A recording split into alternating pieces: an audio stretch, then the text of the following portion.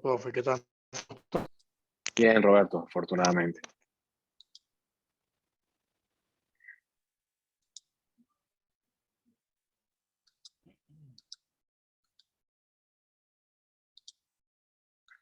Bueno, en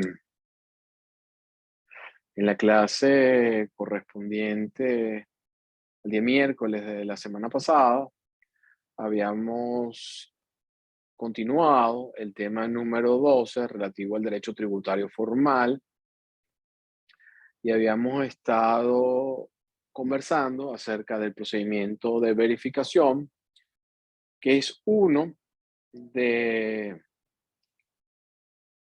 los procedimientos a través de los cuales la administración interviene para hacer una administración, una determinación de oficio o una determinación por la administración tributaria.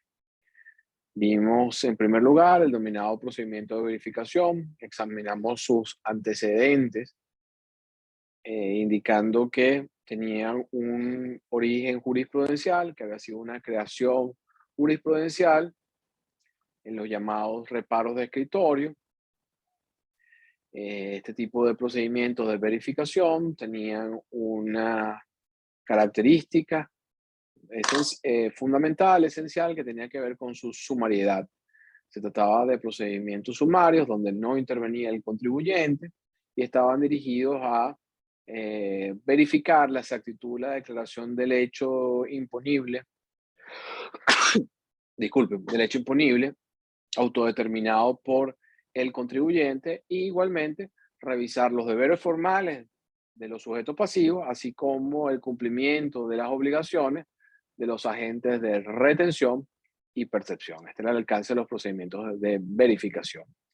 Habíamos dicho igualmente que en este tipo de procedimientos, particularmente en lo atinente a los procedimientos de carácter sancionador,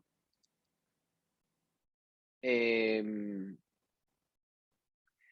criticaba precisamente que cuando la administración llevaba a cabo actuaciones dirigidas a constatar el incumplimiento de deberes formales que comportasen la imposición de una sanción a cargo del contribuyente, esa actuación sin la intervención del contribuyente o del sujeto pasivo eh, pudiese estar afectada de inconstitucionalidad al violar la garantía constitucional de la presunción de inocencia. Toda vez que la administración procedía a emitir un acto administrativo, la resolución de imposición de sanción, en función de las constataciones, revisiones que hubiese hecho del cumplimiento de los deberes formales del contribuyente, sin que aquel hubiese tenido la oportunidad de presentar sus pruebas o alegar sus razones en relación con esta actuación administrativa. No obstante, las serias críticas que la doctrina le ha hecho al procedimiento de verificación, particularmente en su vertiente sancionatoria, es uno de los trámites que continúa utilizando las administraciones tributarias para revisar el cumplimiento de las obligaciones de los sujetos pasivos, sin que su nulidad haya sido declarada o las normas vinculadas a los procedimientos de verificación hayan sido desaplicadas por los tribunales. Nos corresponde ahora ver el otro trámite a través del cual la administración tributaria procede a efectuar una administración de oficio o una determinación por la administración. Este trámite o este procedimiento de determinación se encuentra previsto en los artículos 187 y siguientes del Código Orgánico Tributario y se denomina procedimiento de fiscalización y determinación. Fíjense que de este nombre ya nosotros podemos inferir la naturaleza, el alcance de este procedimiento. Fíjense que se refiere a fiscalizar, que no es otra cosa que a revisar a hurgar, a escudriñar en la información legal, contable del sujeto pasivo, dirigido a verificar si aquel o no ha determinado adecuadamente la obligación tributaria, y en caso que así no lo fuere, imponer, hacer el ajuste respectivo e imponer las multas y los intereses moratorios correspondientes. De manera que este procedimiento de fiscalización previsto en los artículos 187 y siguientes del Código Orgánico Tributario constituye eh, una auditoría fiscal profundizada. A diferencia del procedimiento que acabamos de revisar de verificación, donde la actuación administrativa se limita exclusivamente a revisar las declaraciones de los contribuyentes y que tienen en su poder, hoy en día electrónicamente, el procedimiento de fiscalización es un trámite mucho más complejo, mucho más exhaustivo, que tiene por objeto, eh, denme un segundo, por favor.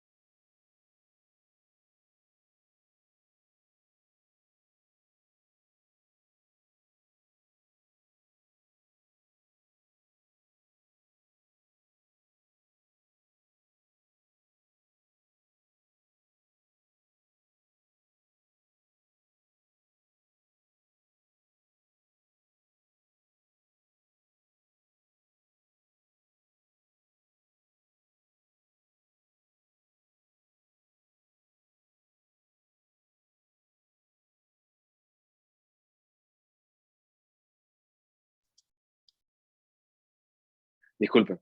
Eh, de manera que este procedimiento de fiscalización está dirigido entonces a la comprobación de los datos aportados por los sujetos pasivos. Si el sujeto pasivo, por ejemplo, imaginemos que se trata de una fiscalización en materia del impuesto al valor agregado, tuvo, digamos, 1.000 transacciones de ventas, 1.000 operaciones de venta. eh, Esas 1.000 operaciones de venta deberían estar reflejadas en la declaración del impuesto del periodo de imposición respectivo.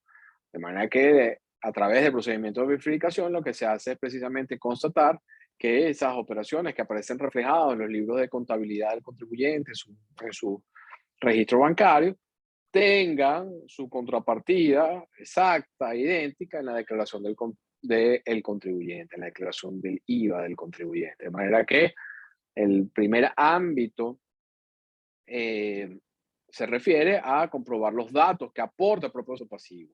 La investigación también comprende los distintos hechos y bases imponibles no declarados. Bueno, puede ser que de esas 1.000 operaciones el contribuyente haya declarado 800. O a lo mejor declaró las 1.000 operaciones, pero no las reflejó por los valores reales.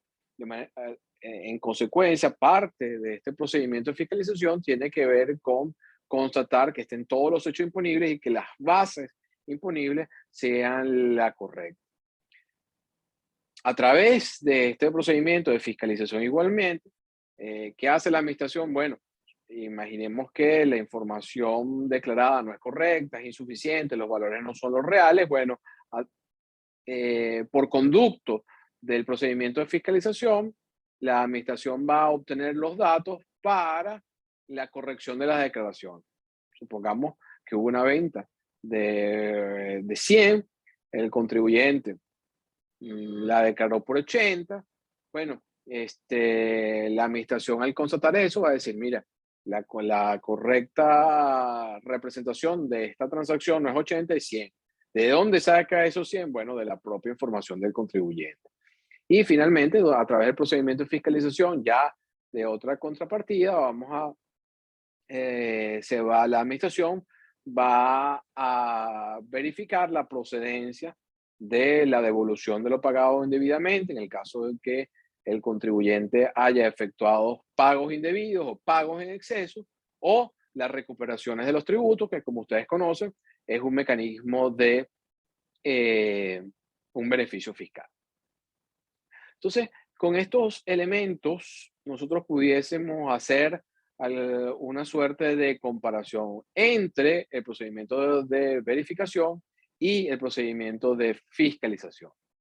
El procedimiento de verificación, su fuente es exclusivamente la información que tengan en sus registros, hoy en día registros electrónicos, que sea suministrado por el contribuyente. Y esto, en palabras resumidas, se limita a las declaraciones que hubiese enviado o el contribuyente.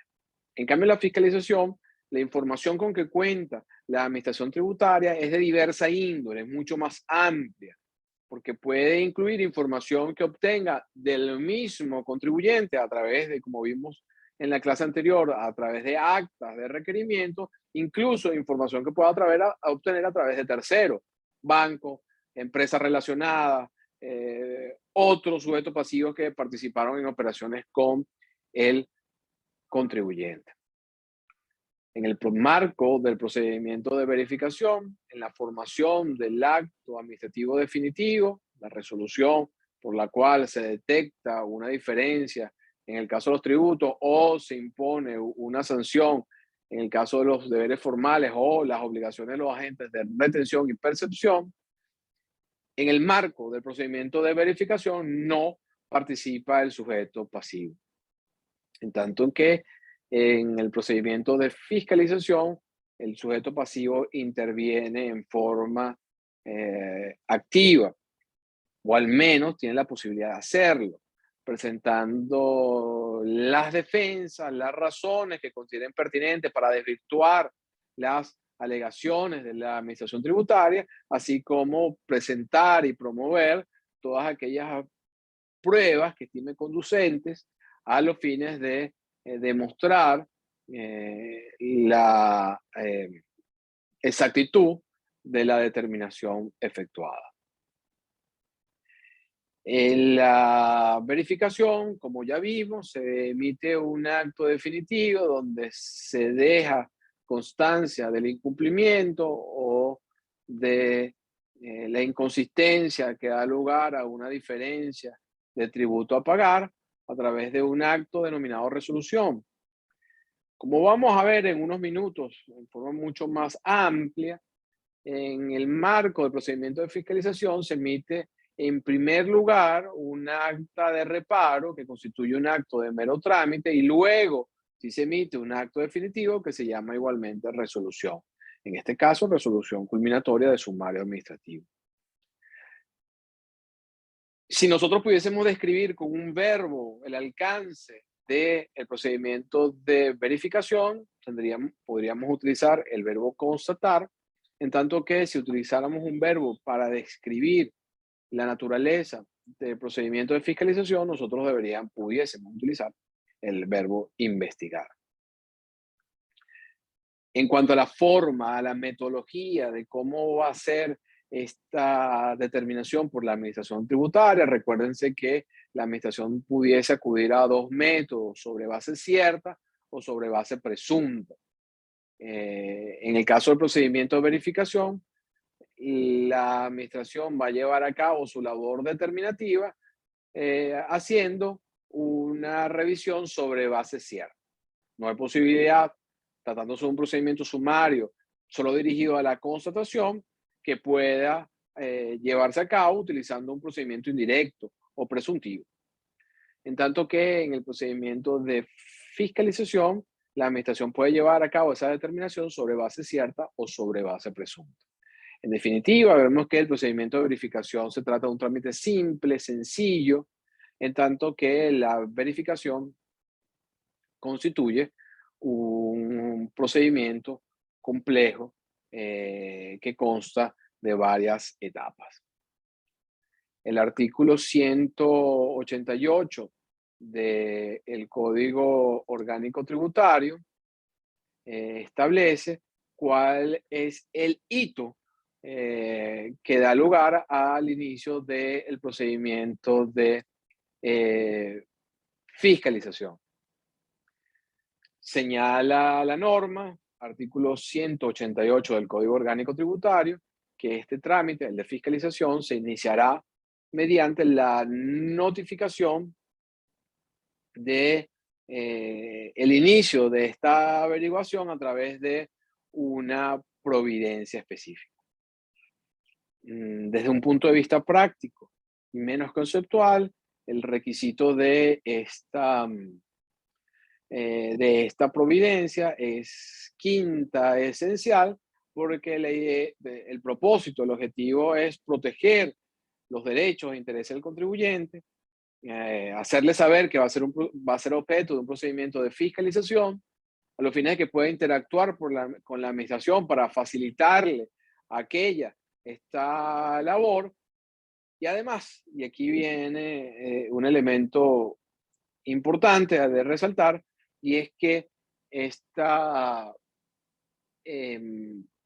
providencia debe indicar en forma precisa, en forma específica, cuál es el tributo que va a ser objeto de fiscalización y los ejercicios, así como indicar cuáles son los funcionarios actuantes. ¿Por qué esto es preciso? Porque la fiscalización no es un trámite abierto, no es un cheque en blanco, no es que la administración va y se dirige a las oficinas del contribuyente y empieza a abrir gavetas, a pedir información contable, a pedir acceso a los sistemas informáticos donde está la data del contribuyente en forma desordenada e improvisada. Muy por el contrario, la necesidad de esta providencia inicial tiene un carácter ordenador, es decir, va a indicar en forma clara y precisa cuál es la, cuál es el ámbito de esta fiscalización. Impuestos sobre la renta correspondiente a los ejercicios culminados el 31 de diciembre de los años 2017 y 2018. Bueno, ya con esta información el contribuyente sabe que no, si le piden una información respecto al IVA, el impuesto a las grandes transacciones financieras, el impuesto a los grandes patrimonios, los impuestos aduaneros, está fuera del ámbito de la administración tributaria, tendría toda la facultad para negarse a entregar esa información. Ojo, no es que la administración no pueda revisar estos otros tributos, claro que lo puede, pero no en el marco de este procedimiento de fiscalización limitado estrictamente a 2 ejercicios en materia del impuesto sobre la renta.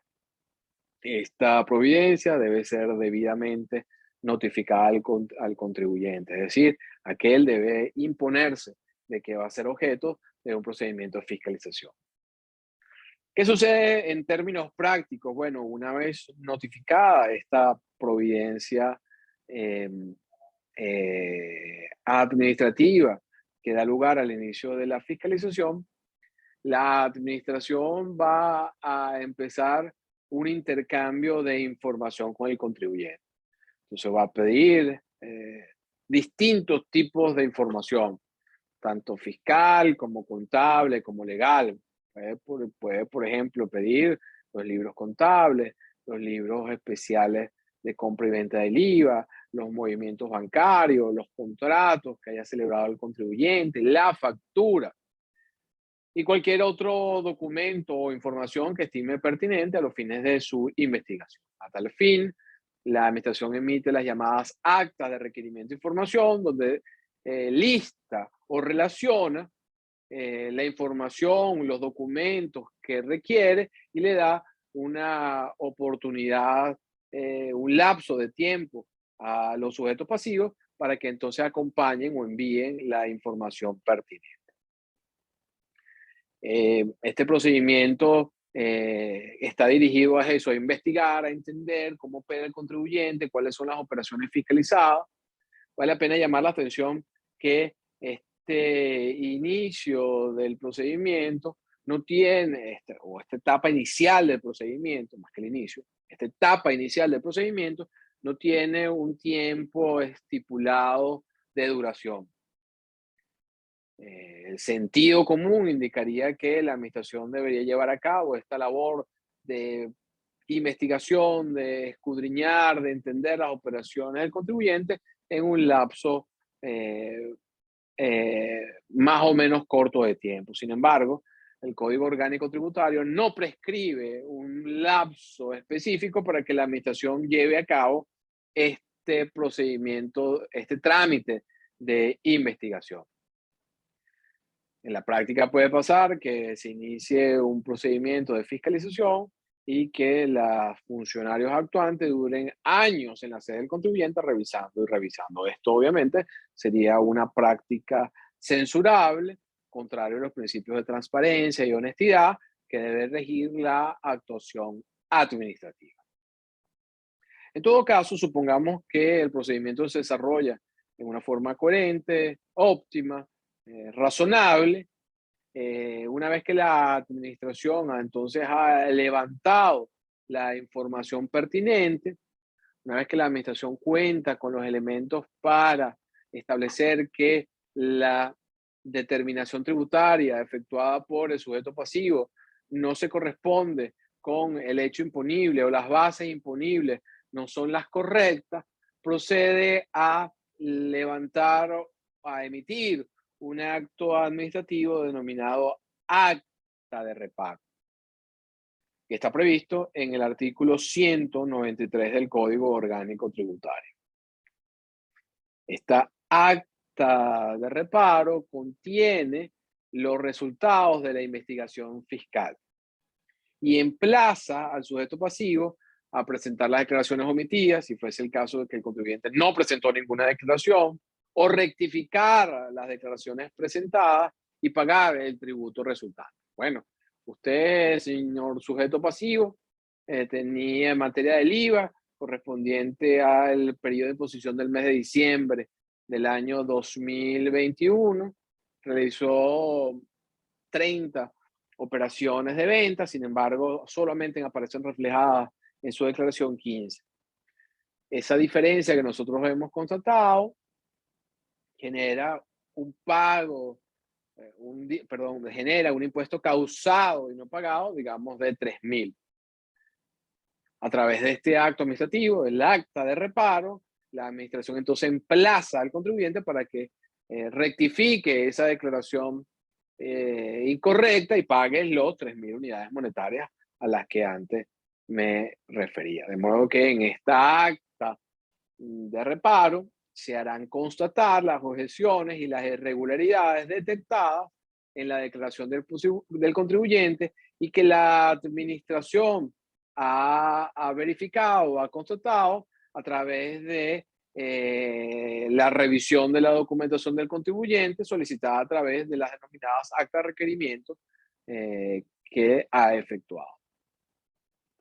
Un elemento muy importante de resaltar respecto de este acto administrativo denominado acta de reparo, y es que aquella no tiene carácter definitivo.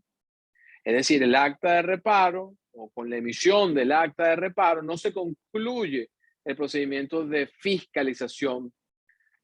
Por el contrario, es uno de los ítems, es uno de los hitos de este procedimiento.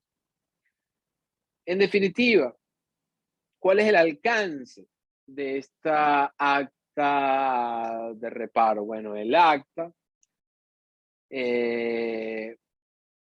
invita al contribuyente a rectificar esa declaración presentada y a pagar el impuesto resultante, pero constituye un acto de mero trámite. No concluye el procedimiento de fiscalización, sino es una propuesta al contribuyente para que regularice la situación fiscal de acuerdo a lo que la administración ha revisado o ha entendido o al alcance de la revisión que ha hecho a aquella. Sin embargo, el sujeto podrá contradecir, podrá desvirtuar las conclusiones de esta acta de reparo y en este sentido podrá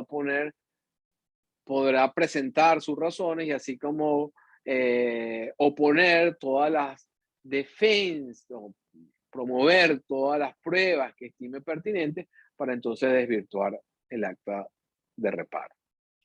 Y en este contexto muy importante que el acta de reparo no tiene carácter definitivo y tiene un contenido de mero trámite, es que el acta no impone sanciones al contribuyente ni calcula intereses moratorios. ¿Por qué razón? Bueno, lo acabamos de decir, no es un acto de naturaleza conclusiva, no es un acto que ponga fin al procedimiento, no tiene carácter definitivo.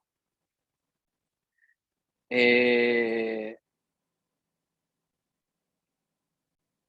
artículo 194 del Código Orgánico Tributario establece la denominada presunción de veracidad del acta de reparo, que ha sido mal interpretado por la administración en el sentido de que dicha presunción de veracidad del acta de reparo exime a la administración de acreditar, de comprobar las afirmaciones de hecho que dan lugar a la diferencia en el impuesto, en el tributo causado y no pagado. Vamos a leer el contenido del artículo 194 del Código Orgánico Tributario a continuación para entender su alcance.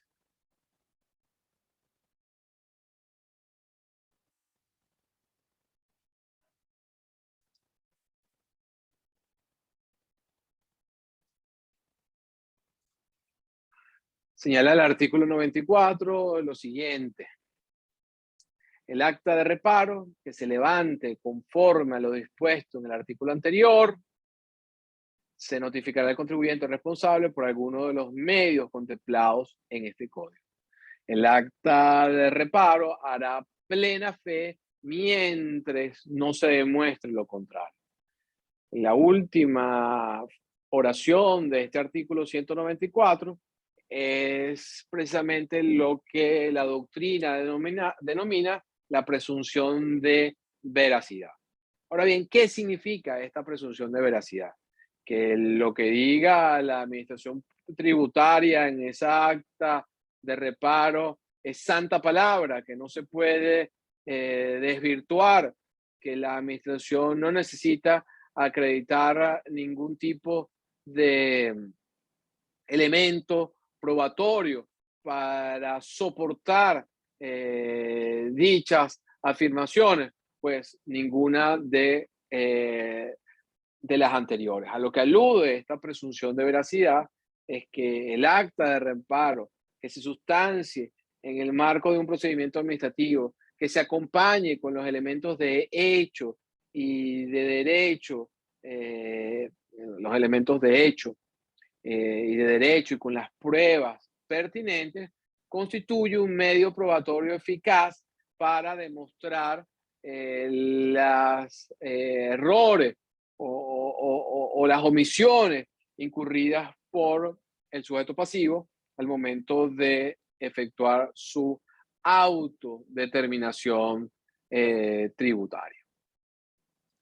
Sin embargo, esta denominada presunción de veracidad no significa que el acta haga plena fe, es decir, que no pueda ser objeto de contradicción. No es un elemento que le dé exima a la administración tributaria de comprobar los hechos producto de la fiscalización. No significa tampoco que las conclusiones de esa acta de reparo no puedan ser desvirtuadas por cualquier otro medio de prueba. Insisto, es simplemente una presunción y no es juris tanto. No es juris et de jure, es juris tanto, en el sentido de que puede ser válidamente desvirtuada por el contribuyente. No significa tampoco que haya un desplazamiento de la carga de la prueba, que esta presunción de veracidad implique que la administración pueda hacer una afirmación en relación con el contenido y alcance de la determinación del contribuyente, pero no esté obligada a aportar los elementos probatorios. A ninguno de estos extremos a los cuales se refiere esta denominada presunción de veracidad prevista en el artículo 194 del Código Orgánico Tributario. Un poco avanzando en este procedimiento de fiscalización, tenemos que una vez que la administración la administración puede emitir un acta de reparo donde van a estar constatados las irregularidades, deficiencias, omisiones del contribuyente, o bien pudiese emitir lo que se llama un acta de conformidad.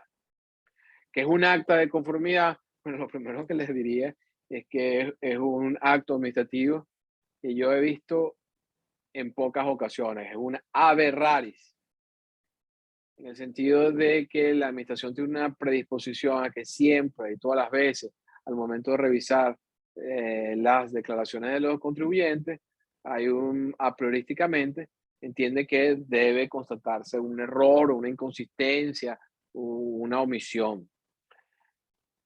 Sin embargo, el acta de conformidad es la actuación que se emite cuando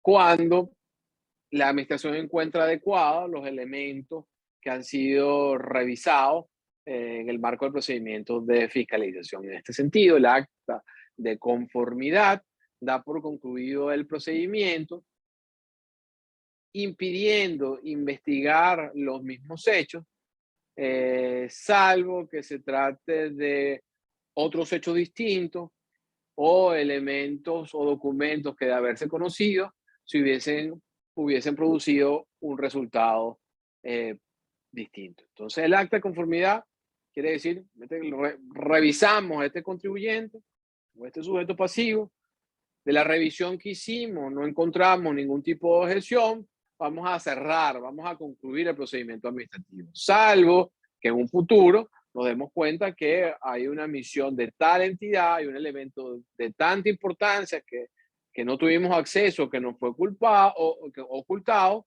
lo que pudiese dar inicio a una futura revisión.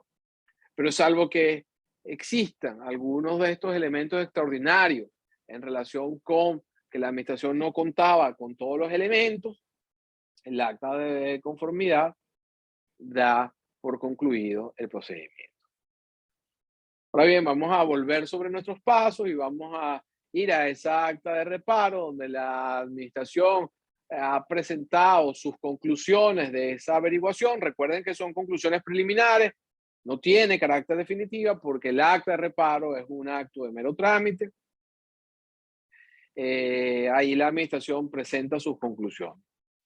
El Código Orgánico Tributario establece en el artículo 195 que una vez notificada de esta acta, se le otorga al contribuyente un plazo de 15 días hábiles para allanarse.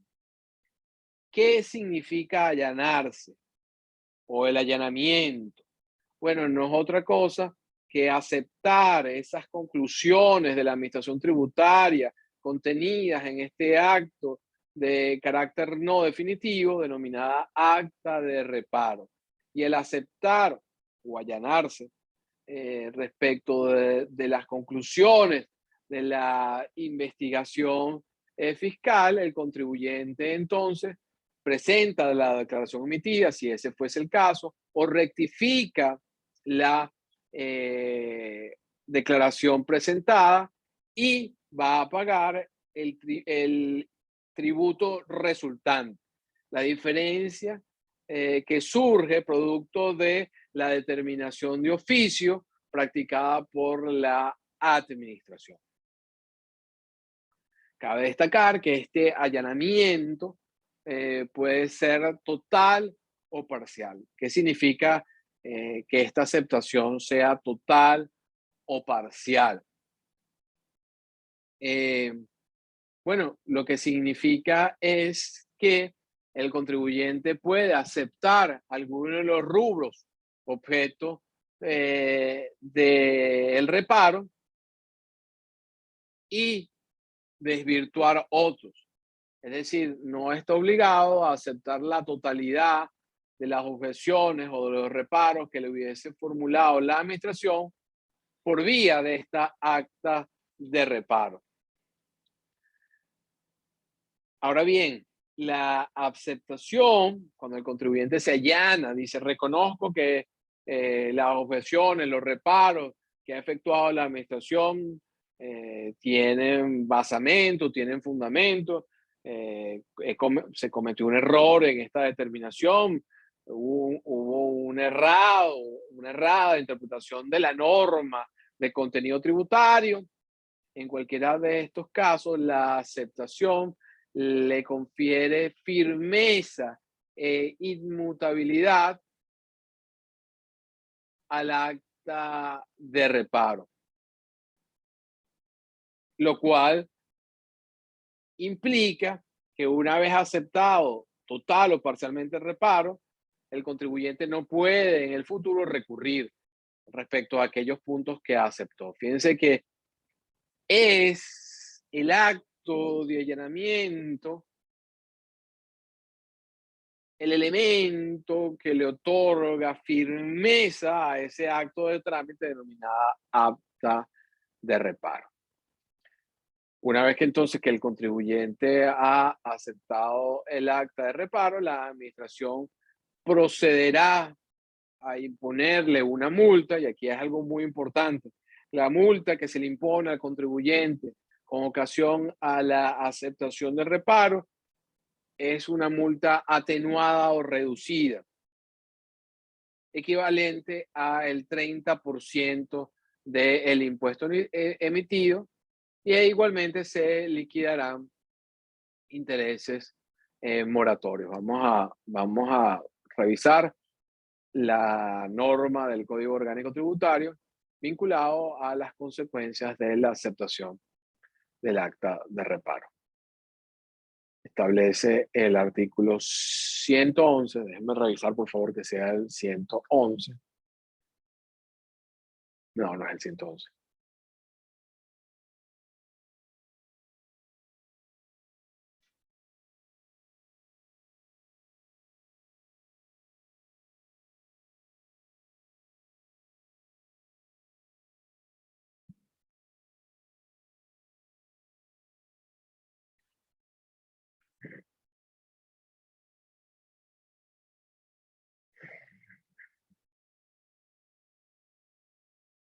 Dice el parágrafo segundo del artículo 112 del Código Orgánico Tributario lo siguiente.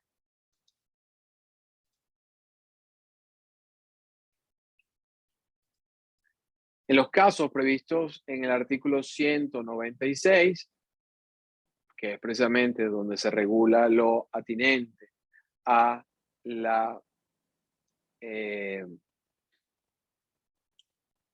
aceptación de los términos del acta de reparo o el allanamiento, se aplicará una multa del 30% de tributo omitido. A esta multa del 30% es precisamente aquella que me he referido antes como una multa reducida o atenuada. ¿Por qué reducida o atenuada? Porque la sanción, en caso del contribuyente no aceptar los términos del acta de reparo y luego la resolución que se emita sea confirmada o adquiera firmeza, adquiera el carácter de un acto administrativo definitivamente firme, la multa que se le impondría al contribuyente estaría en un rango comprendido entre un 100 hasta el 300% del tributo emitido. Es decir, que el término medio de esta multa, es decir, en aquellos casos cuando no media un allanamiento o una aceptación total o parcial del acta de reparo, es el 200%. Frente a este 200%, cuando el contribuyente acepta los términos del reparo y decide no seguir el trámite del procedimiento de fiscalización, la multa que se le impone es una multa del 30%, una multa atenuada eh, o reducida. Igualmente, aceptado el reparo, y así o igualmente mediante resolución, la administración igualmente va a liquidar los intereses moratorios previstos en el artículo 66 del Código Orgánico Tributario y cuyo régimen examinamos cuando vimos el tema vinculado a el pago de las obligaciones tributarias. Una de las cosas, uno de los elementos que ha sido objeto de discusiones en el ámbito de la doctrina tributaria venezolana, tiene que ver con que si este lapso de 15 días que tiene el contribuyente para aceptar los términos del acta de reparo es un lapso preclusivo. Es decir, si el contribuyente no acepta los términos del reparo dentro de estos 15 días, queda impedido de poder hacerlo en otra oportunidad y gozar de la imposición de la multa atenuada. Para varios autores y para varios operadores jurídicos tributarios, entre los cuales me incluyo, este lapso o la oportunidad, más que el lapso, la oportunidad para aceptar los términos del acta de reparo no tiene carácter preclusivo. ¿Qué quiere decir eso? Que el contribuyente objeto de una fiscalización pudiese en cualquier momento previo a que se emita la resolución culminatoria del sumario, y ya veremos un poco en la clase que viene a qué alude esta expresión, resolución culminatoria del sumario, puede aceptar los términos del reparo y gozar de la imposición de la multa del 30%. ¿Por qué? Porque no, independientemente de que se señale un lapso de 15 días, el propósito del allanamiento es concluir en forma breve, en forma expedita el procedimiento de fiscalización, evitar que se llegue a un tema de emisión de la resolución culminatoria del sumario y de poder recibir la administración tributaria las diferencias de tributo que hubiesen sido determinadas en el acta de reparo. Por lo cual, y correlativamente, darle un beneficio al contribuyente, un beneficio de naturaleza económica, aplicándole una sanción atenuada. Por lo cual no tendría un sentido de justicia, un sentido material, incluso de ordenador de procedimiento, considerar que ese lapso de 15 días tiene carácter preclusivo. En mi criterio, el contribuyente podrá siempre aceptar los términos de reparo más allá de los 15 días que prescribe el Código Orgánico Tributario, en tanto y en cuanto no se haya emitido el acto administrativo definitivo que se denomina resolución culminatoria del sumario. Bueno, no sé si tienen alguna pregunta o duda en relación con los términos de la clase de hoy. Si no hay dudas, nos vemos en la clase del día miércoles para cerrar o terminar el trámite del procedimiento de fiscalización. Bueno, buenas tardes a todos. Nos vemos el día miércoles. Gracias, pues. Ok, profe. Hasta luego, pues. Hasta luego.